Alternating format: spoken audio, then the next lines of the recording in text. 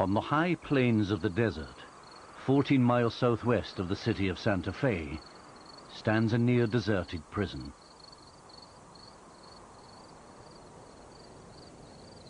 This is the Penitentiary, New Mexico, which in the course of a February weekend in 1980 was the scene of the most brutal riot in American prison history. All the forces of hell were unleashed, and it happened right there. Never seen that much rage, overt, touchable rage and hate. I'd never realized that people could be so inhumane. It was overkill. I heard people being tortured to death, just feet from me, screaming and crying and pleading for their life.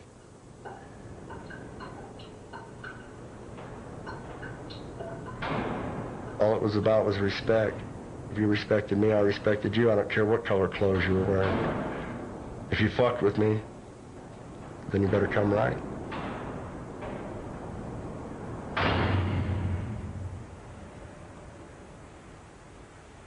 On the blue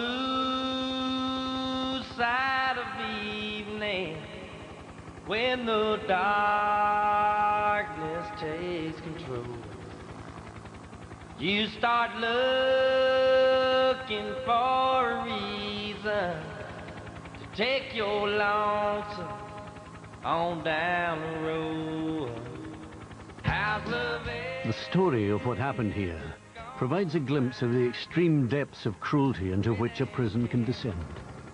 The savagery was unique, but the events that led up to it could occur in any prison.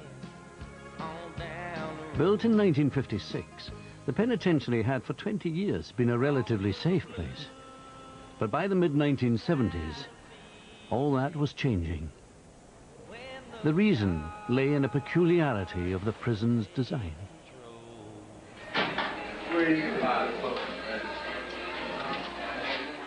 To save money, the majority of prisoners were housed in dormitories. In 1976, when the state of New Mexico passed tougher sentencing laws, more and more criminals were sent to the penitentiary. The dormitories, with a design capacity of 50, began to overflow.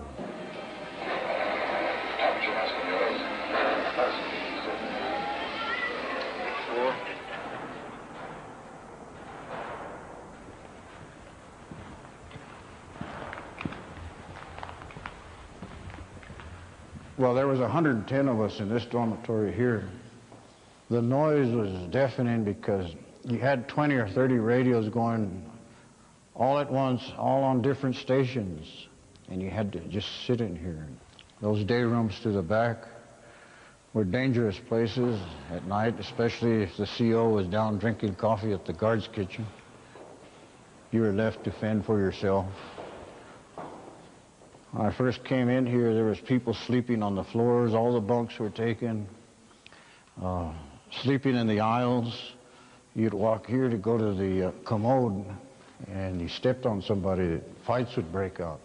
It just got to be insane. I mean, they were just jam-packing people into them. And at one point, I know there was close to 100 in the dormitories. I mean, it had went from single bunks to bunk beds, and then to people sleeping on the floors. I mean, it was like sardines.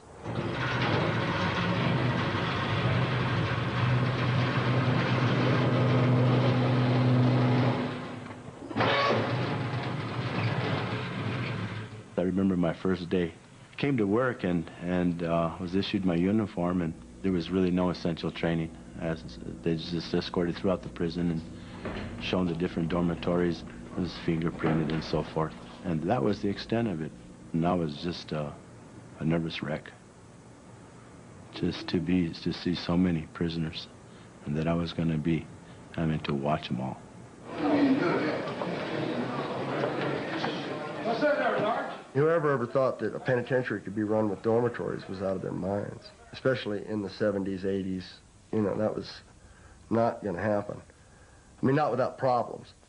And eventually it was the undoing, because that many people were in one place at one time, and it caught up with them. By early 1978, a combination of overcrowding and undermanning was making the dormitories virtual no-go areas. I remember one time we had a drinking spree. We had made a lot of hooch. What it was homemade beer. We drank about 15 gallons. People falling all over the aisles here, dead drunk. They had some poor guy back here dancing on the table. And then after a while, they took him down because always that day room was darkened. They took him down. And I think I was bunking right here at the time. And you could smell the feces, the human feces, and I knew right away what was happening. And the guy comes out and says, "Hey, you want to get some of this?" And I said, "No, I don't want to get some of that." So that's what the damn fools, don't you know that that's what the administration wants you to do? You know, I don't want any part of that.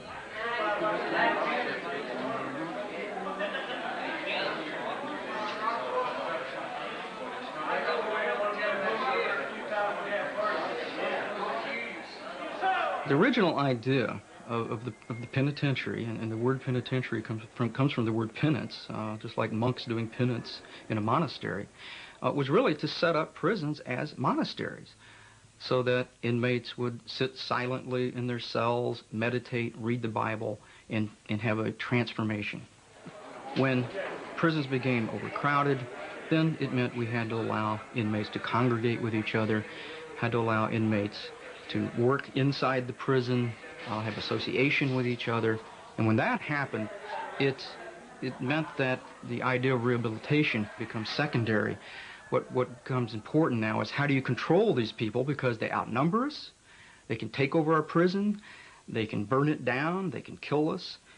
So how do you control them? How do you keep them from tearing up your prison? On the blue side of me. The penitentiary of New Mexico's answer to the problem of control was simple. The increasingly overcrowded dormitories were situated together at the south end of the penitentiary. At the opposite, north end, were cell blocks, where those considered dangerous or disruptive could be isolated. The most dangerous inmates were segregated in cell block 3. By 1978, there were as many as 25% of the inmate population in cell block 3, which meant that we were well over 200 inmates in the disciplinary unit, which was designed to only hold 86 inmates.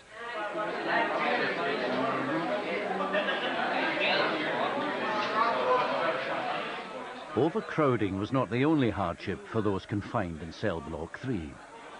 The officers assigned there often supplemented segregation with a cruder form of control. Many times when you're brought down here, handcuffed behind your back, the guards would sort of like help you along down the stairs. You'd fall at the bottom of the stairs. I remember a guard going down and said, "You must have slipped, let me help you up." And he started kicking on me. There's hundreds of guys that have experienced that. It was when you came through the fucking door, you knew the next thing was a boot in the ass and you were going down the fucking stairs. That was just part of the fucking getting locked up. We never, hardly ever used any physical force on an inmate unless he refused to do as he was told, such as when you wanted to lock him up in a disciplinary cell, and you would use as much force as needed. We don't carry, or we didn't carry guns in the penitentiary, but discipline could go to as high as grabbing the guy by the button and throw him into a cell.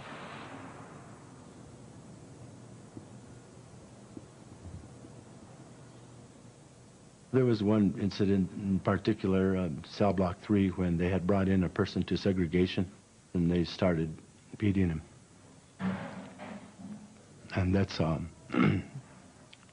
when they would make comments to me to join in, and I told them I couldn't,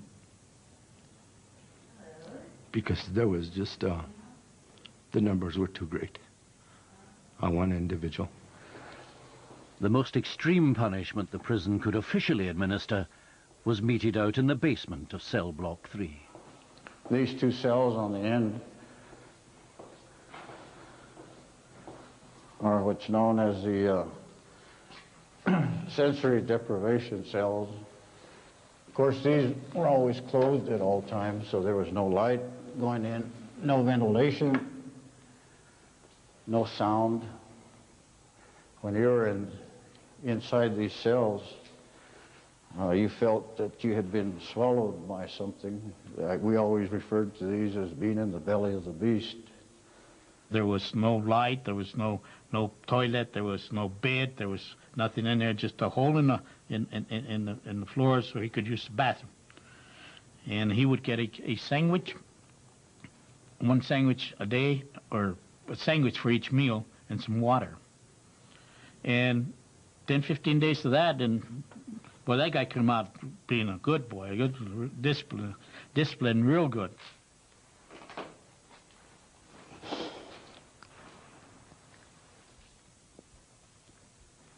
Takes me back to a lot of bad memories. I can hear a scratching on the walls, and that scratching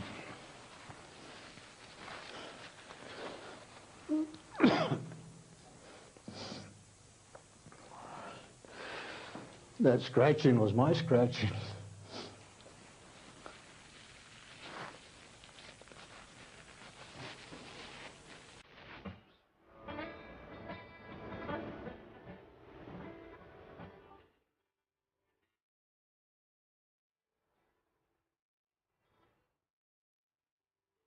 Segregation and brutality were not the answer to the problem of control.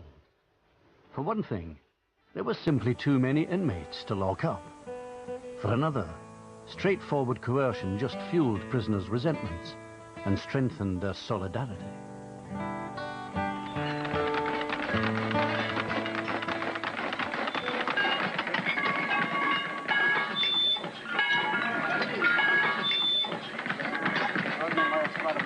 There were 8, 10 of us, white dudes, that would ride together under any circumstances. It didn't matter how many, where, when, to what extreme, we would do it. I mean, it was just survival. You know, I mean, everybody there is a fucking thieving, lying, dope fiend, you know what I mean? You know, when you're out on the streets chasing the dragon, you can, you know, you don't have to associate with those people 24/7, but in there you do. And there's a lot of competition because there's very little to compete for. I've seen people hurt and or killed over a pack of cigarettes. And, you know, out here, if you don't pay your bills, they take your fucking house. In there, you don't pay your bills, they'll take your fucking life. It was the law of the jungle. It was the law of the strongest. And so how do you become strong? You fit together in a group. And that you walk together in a group and you do things together in a group. And so if you try to do your time one day at a time and you don't participate in that and you don't belong to anybody, then they're going to get you. And they're going to get you and they're going to hurt you and they're going to use you. And they're going to enjoy it. By the end of 1978, the population had reached an all-time high of 1,272 inmates. Increasingly outnumbered, prison guards needed a form of control that would reduce inmate solidarity rather than reinforcing it. The answer was the snitch jacket. To have a snitch jacket hung on you would mean that you would be labeled as a snitch. It was a threat. It was a way to threaten information out of an inmate by saying, if you don't tell us what we want to know, we're just going to pass it around to the other inmates in here that you're a snitch. And as you know, I mean, being a snitch in a prison means that your life expectancy probably isn't going to be too long. Snitches were informants. Real or suspected, they needed protection. They too had to be placed in a cell block. In their case, it was cell block 4, where they were housed alongside other vulnerable prisoners such as rapists and pedophiles. By using inmates as snitches, officers extracted information with which they could anticipate trouble.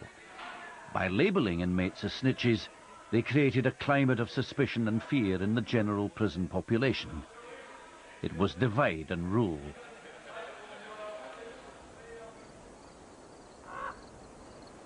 What the snitch system did was to deflect the hatred and resentment inmates felt for the authorities towards the inmates held here in cell block 4.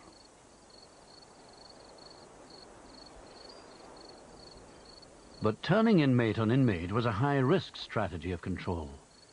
The penitentiary had become a tinderbox, only needing a spark to ignite, which the adjacent cell block 5 would provide.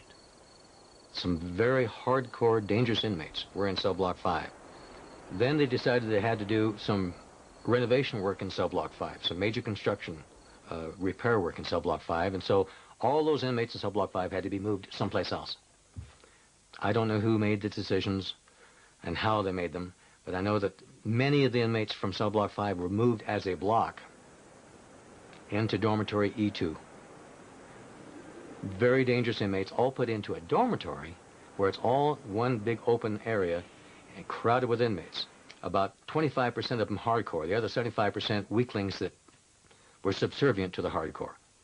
And these hardcore pretty much left alone to run that unit. A week after the move of that hardcore to E2, newcomer Gary Nelson arrived at the penitentiary.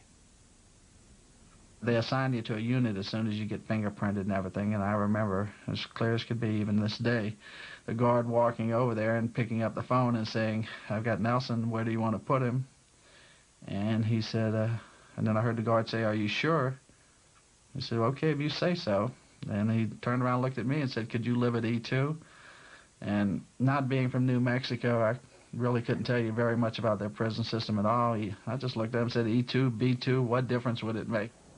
On the night of Friday, February the 1st, 1980, there were 12 officers supervising 1,157 inmates, or so it was estimated. The exact population was not known. It was really tricky doing your counts at night. You're thinking to yourself, I hope they're asleep. You don't want to turn the lights on because you don't want them to wake up. You're going with your flashlight hoping the batteries are going to be strong enough to illuminate your way so that you won't step on someone's face as you're tiptoeing in among them trying to count bodies. It gets very hairy. And because it was frightening to do that, I know some officers did not even do the counts at night. They'd call in a number that was called in the time before. And hopefully no one's gotten out since then. The newly arrived hardcore in E2 had been drinking illicit beer since the early evening. It was a typical night in the penitentiary, New Mexico. There was nothing pre-planned about this. People talk about, yeah, they're going to be a riot, they're going to be this. Just nothing at all. And we're all sitting around playing cards, doing things. All of a sudden, somebody got up, jumped up and said, Danny Ray Macias. I mean, it's well documented at this point. Said that, hey, tired of this place. When they come to count, if they don't like that door, we're going to jump them and take over this place. And anybody that stays in bed is going to get hurt.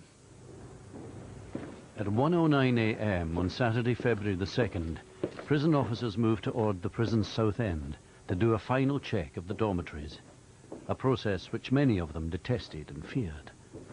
In order to speed their work up, the most basic security procedures, such as locking the doors of the dormitories behind them, were, as usual, ignored. I remember laying there on my bed thinking, boy, I sure hope he locks that door. That'll stop this. And they didn't like that door. So they had two guards. One on the opposite side from me was counting, and one on my side was a lieutenant. I believe his name was Anaya. And Lieutenant Anaya was walking up, and as he got near my bed, someone ran and jumped him. They grabbed the other guard. At the same time, someone had run and kicked open the door all the way and grabbed the guard at the front door and had all three of them at that point. Took the keys, took their clothes off. People started putting bandanas over their face and everything, and I mean, it was payback time. On the blue side of the evening, when the darkness takes control.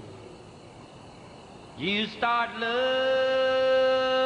for a reason to take your lonesome on down the road.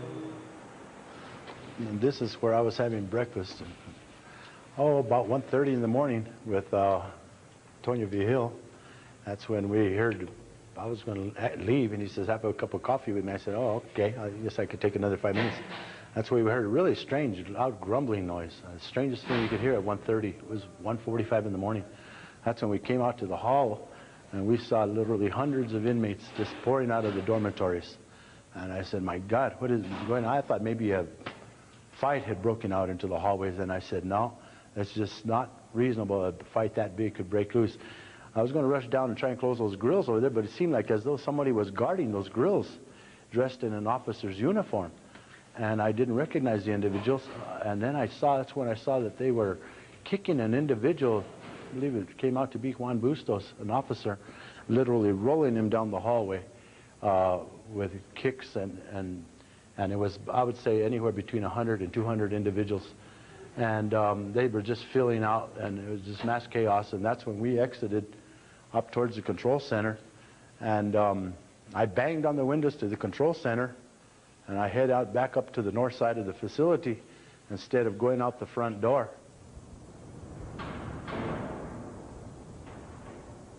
The rioting inmates were also making for the control center because it contained the keys for every lock in the penitentiary.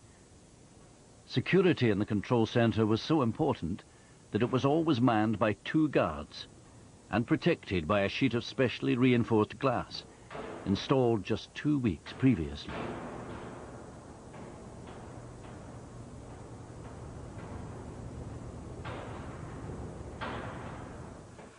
They got in front of the control center and demanded that they, open it up. Of course, they refused. They weren't going to open up. I mean, they've been trained that way not to open up. They were kicking the hostage. I don't know what the hostage's name was, but they were kicking him, threatening him and threatening to cut his throat.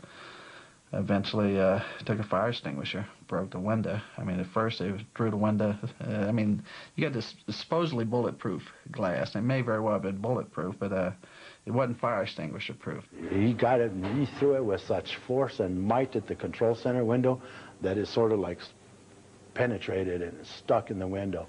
And that's when they said, well, they threw it again, and that's when they actually created a little hole, and that's when they started sticking pipes in the window and creating a larger hole and larger hole, and that's how they got in the control center. Once they were in the control center, they essentially had the institution. And all the keys? And all the keys that would mean to the entire institution.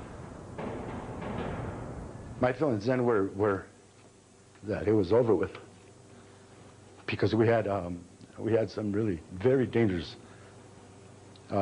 inmates in this institution. When I was released from my cell, the first place I went was the pharmacy, and then went and proceeded to consume everything I had gotten from the pharmacy. But what did you get? What did you take there? Drugs, just whatever they had. I mean, a lot of liquid Valium and a lot of Demerol and I don't know, numerous other drugs. I mean, there was quite a bit. And lots of other people there doing the same thing. Oh yeah, yeah. Anybody that could get up was getting down. Yeah.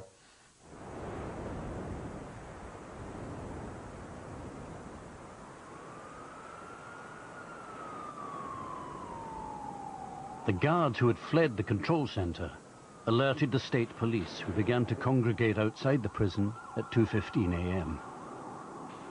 But they didn't storm the prison, for fear that the inmates would kill the 12 officers that they had taken hostage. 3 of those hostages were being held in cell block 3. Raymond Gutierrez, Edward Ortega, and Larry Mendoza. We were right here in this holding area for mattresses, the 3 of us. This is as far back as we could come. The bottom of cell block 3 and as far back as we can. This is where we were stripped naked and gave up all of our belongings. I somehow hung on to my ring, but this is where we were being threatened with being raped and so forth for the first day. You know, might deal with you. By 4 a.m., negotiations had begun outside the prison, with a handful of inmate leaders putting their demands to the assembled news media. We go on with anyone you pick a name. We go on to the. He's got to buy food, clothing, and land. Okay. You know, you cannot make it. The first list of demands, and this wasn't made public, but it should have been, was for a pool table in every dorm and steaks. This is what they thought about. So when you sit there and you listen to people write that bullshit, write that garbage about they were writing demands for they wanted better living conditions and all of that. No, they weren't. They were there to harm people. I remember the first guy that died was a guy who normally cleaned up the hall. Was a snitch informant. Had somebody took a pipe, hit him in the head. A piece of his skull flew up against the wall. Body started quivering as he lay on the ground. I mean, it was like the first death, and you just start realizing, you know, this is a lot of potential to be violent, just a lot of potential. And things just started escalating from there. You could smell a lot of fear. There was a lot of people there that did not want to be there without guards there to keep the order and the peace. They really didn't like the fact that convicts were running, you know, I mean, that had control of the penitentiary. Here, and we're taking care of business. How are things over there? At one point, we were walking down the hallway, and somebody came and said that there was and this phrase has been blown out of proportion, there was an execution squad running around killing people. On the blue side of evening, when the darkness takes control, you start looking. There was an execution squad in the prison that night, and it had a single destination. On down the road. You got all those people down there in cell block 4, and it's not each and every one of them, it's just some of them, have told on people that are there in prison, many of whom had life sentences, many of whom know they'll never see freedom again because somebody down there in cell block 4 has told on them. You can imagine what happens at the point to where you have people who are in prison for life. They now have the keys to the place where the individual who has put them in prison for life is. The self-appointed execution squad did have the keys to enter cell block 4, but they could not operate the control panel by which the individual cells were opened. Cowering against the back wall of those cells, just 9 feet from their would-be killers, the inmates of cell block 4 believed their bars would keep them safe. They were wrong.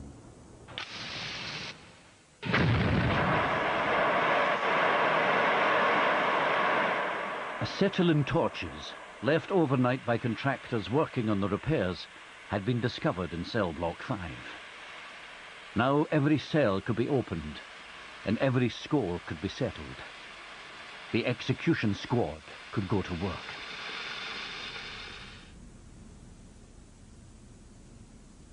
There was an execution squad in the prison that night, and I understand you were part of it. Is that right? Yeah. Leroy Vigil, recently diagnosed with incurable hepatitis B, has decided to speak for the first time of the role he played in cell block 4. I went in there to find 2 guys there that I wanted to kill, you know. And one of them was Jimmy Joe Villa, and the other one was Mike Briones, but Mike Briones was dead already when I got there. And to be truthful, I would have enjoyed every bit of it, killing them, you know, because they testified there. Mike Briones made statements against me, and Jimmy Joe Villa he testified against me in my trial. When we took us downtown for trial. He testified on something that I never done. And they gave me 300 years for that. But I would have enjoyed every bit of it, killing him. I would have enjoyed every bit of it. I killed some people, and I wouldn't say no names, but I did. I did kill some people. The district attorney's office later photographed the victims in cell block 4 as evidence. The photographs revealed that to kill the detested snitch was never sufficient. The maximum fear, suffering and mutilation had to be inflicted first.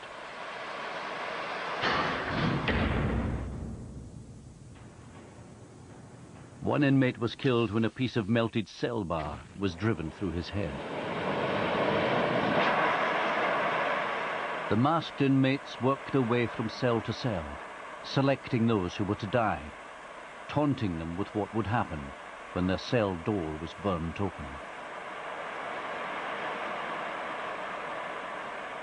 In all, 16 inmates died in cell block 4.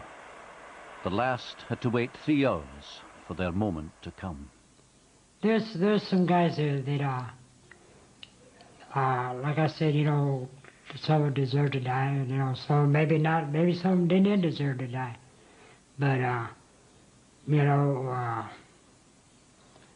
when I was going around looking for who I wanted to get, you know, who was getting my wages, they just had to die, you know.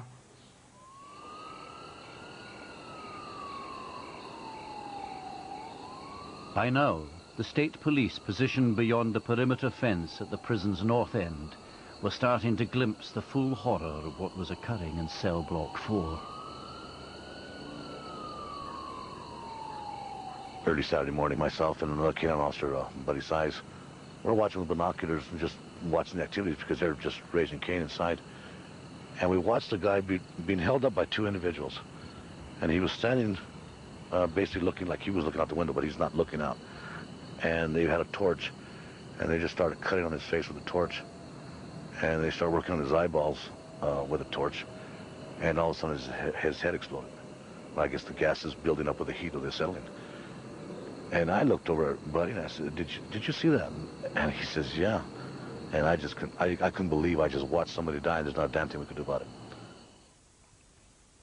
Yeah, there was a certain amount of frustration taken out in cell block 4, yeah, against people that had put other people in the penitentiary. Yeah, there was a certain amount of... But to tell you the truth, that was over with before noon Saturday. That was... Whatever happened in there happened immediately and was done. And you've been accused of involvement in that. Were you involved? Were you in cell block 4? I've been in cell block 4 before, yeah.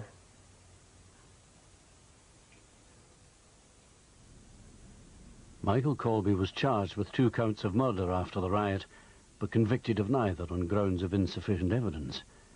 No witnesses could be found who would testify against him.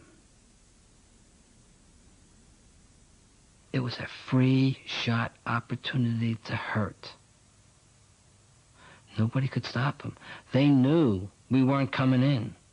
They were already told that we weren't coming in. And as long as the guard wasn't thrown out dead, we weren't coming in. At 7 a.m., just before dawn on Saturday, February the 2nd, a group of inmates dragged out an officer who had been injured when taken hostage. Elton Curry had been stabbed, beaten and kicked. Inmate leaders had decided he needed urgent medical attention. Take him back. He's going to get back. Right here. Take him back. Right here. Wait a minute. He's taking off. Wait a minute.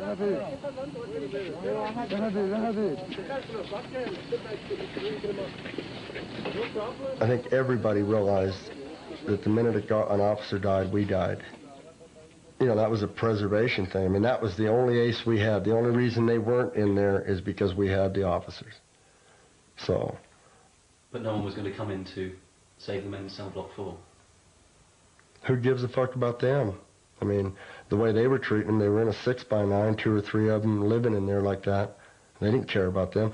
Once they got the usefulness of them testifying or giving up the information they gave up, they're as useless to them as they are to us. Matter of fact, they're a burden to them because they have to take care of them. So, no, they don't give a fuck about that. at all.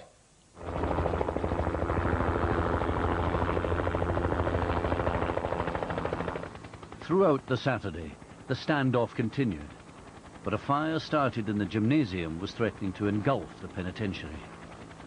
By 5 p.m., it had reached the basement of cell block 3, where Larry Mendoza and his 2 colleagues were still being held hostage. My whole cell block was literally, it looked on fire. The walls were all black. Everybody, there was masked individuals walking around, people that looked like they were all on drugs. And I looked down the hallway, literally down south, and it was just a strange mist in the air. This is where I didn't realize how serious of a situation this was, because that's when the penitentiary was already be flooded. There was a foot of water that we were walking through, and that's when we were transferred, I would say Saturday evening up here into this day room of cell block 6. Right in here's where we spent our last day before we were released inside of cell block 6 in here.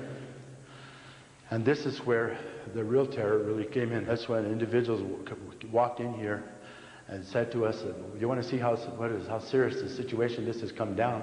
This individual came up in front of us and was literally holding a human head. And it is quite traumatizing to speak about this still, but he put this head right in front of each one of us, and they told us to choose which one of us would be next. This decapitation. I didn't realize what it was, and I said, my God, to Edwards, could that be something from the kitchen? He says, no. He about went into shock. It was a human head. It was a black man's head. Later on, I come to learn now it was Paulina Paul. Paulina Paul was a cell block 4 inmate with a mental age of 12. He had been decapitated with a shovel.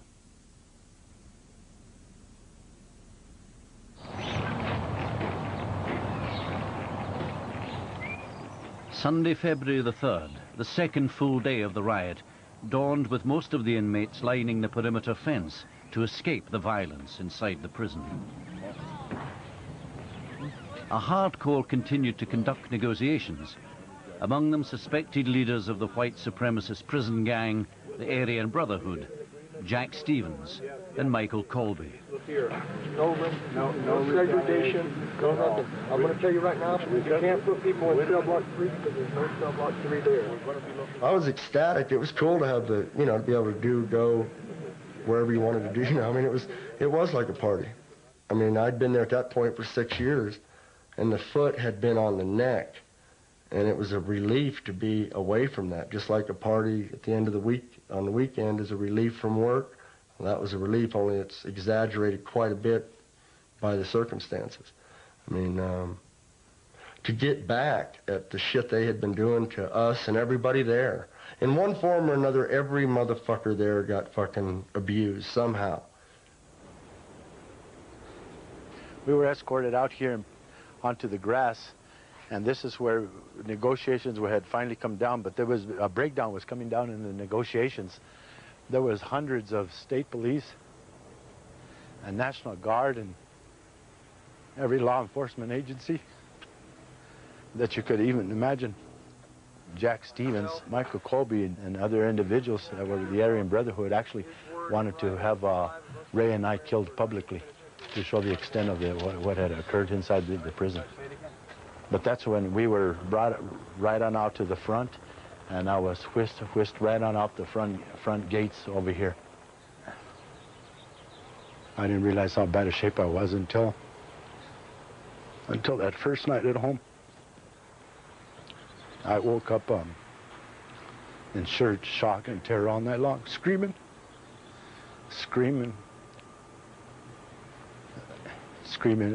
just pure nightmare. I thought I was still at the prison. Let's go! Just after 1:30 p.m., a SWAT team was ordered in, and after 36 hours, the riot was at an end. The last hostages had been released when inmate leaders such as Michael Colby were granted the request for transfer to prisons in other states. And as soon as we entered the main lobby, going up the steps into the main lobby, we could see the total destruction that had occurred. There was water on the floor about a foot deep, and filthy water with all kinds of crap floating in the water, pills and capsules and syringes and debris.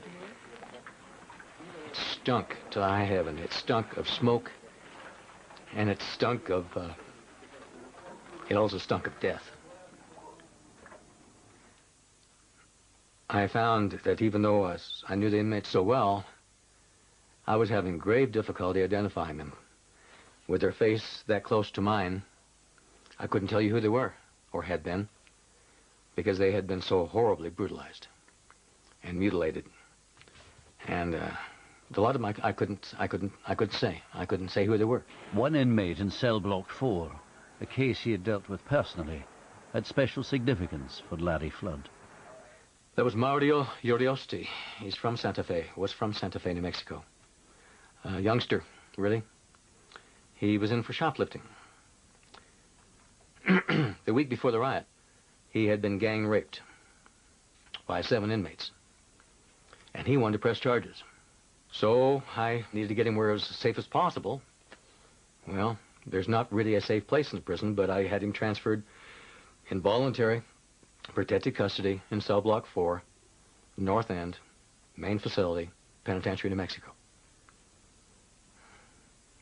His was one of the bodies I did recognize when I got to cell block 4. He was hanging from the grill work separating the officer's station from the north corridor by a rope or a piece of sheet knotted together or something. His throat had been cut. His genitals had been cut off. And they were stuffed in his mouth. It wasn't a safe place. Not for Mario. He should never have even been in the penitentiary, let alone there and then. You say you feel no guilt for what you did? No guilt at all. We've seen some of the photographs that the district attorney's office took of the victims, and they are savage. I mean, they almost look as if they might be the work of an animal. That's what that's what the administration made us. But you chose to do it. It was your choice to do what you did. Yeah. Because that's, like I said, the administration made us that way. If they want to treat us like dogs like they used to, you know, it would have been different. But the administration treated us like dogs. I mean, they didn't treat us like no human. They're animals. If you've ever seen lions devour meat, that's what I thought. That's what it was like. The blood was splattered all over. And then you look around and then you just say, how could people do this to somebody else? How could you do that? We saw the cell where they burned their way through before they burned the guy with the blowtorch and before they put the rod through his head and all that. And you just think, you just imagine what it was like. It was like all the forces of hell were unleashed. And it happened right there.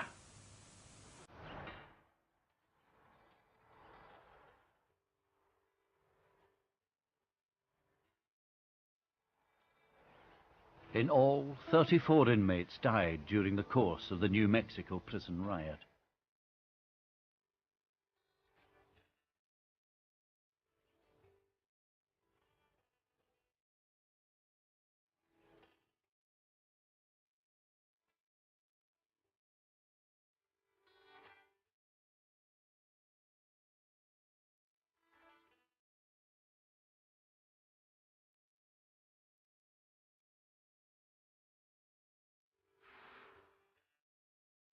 In the wake of the riot, New Mexico's Attorney General was commissioned to produce a report, an attempt to uncover the reasons for the unique savagery. The report, which ran to over 200 pages, identified as the chief cause forms of control within the prison that made already brutal men more brutal and dehumanized both keepers and kept.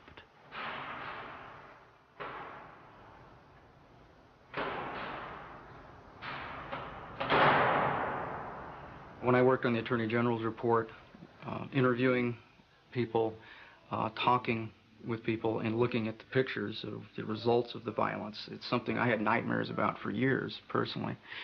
And it's something that I'll never forget. It's a watershed incident. But it's not just a personal incident, it's also an incident that tells us a lot about prisons, because it allows us to view what happens in a prison if we lose sight of how we can humanely control inmates. It probably would never play itself out exactly as it played itself out in New Mexico, but the dynamite is still there. It's just waiting for a match to go off. At New Mexico, it went off.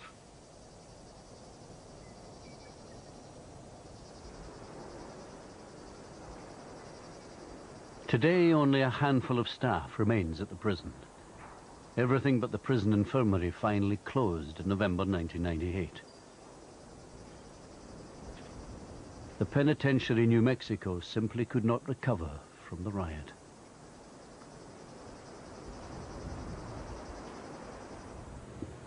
I think the majority of the people that were involved got away with what occurred out there.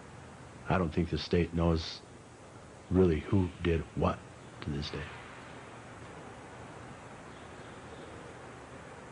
Those 36 hours in the riot, I aged literally, I felt like 20 years. Could live a lifetime and never forget it. On the blue side of evening, when the darkness takes control, you start looking for a reason to take your lonesome on down the road.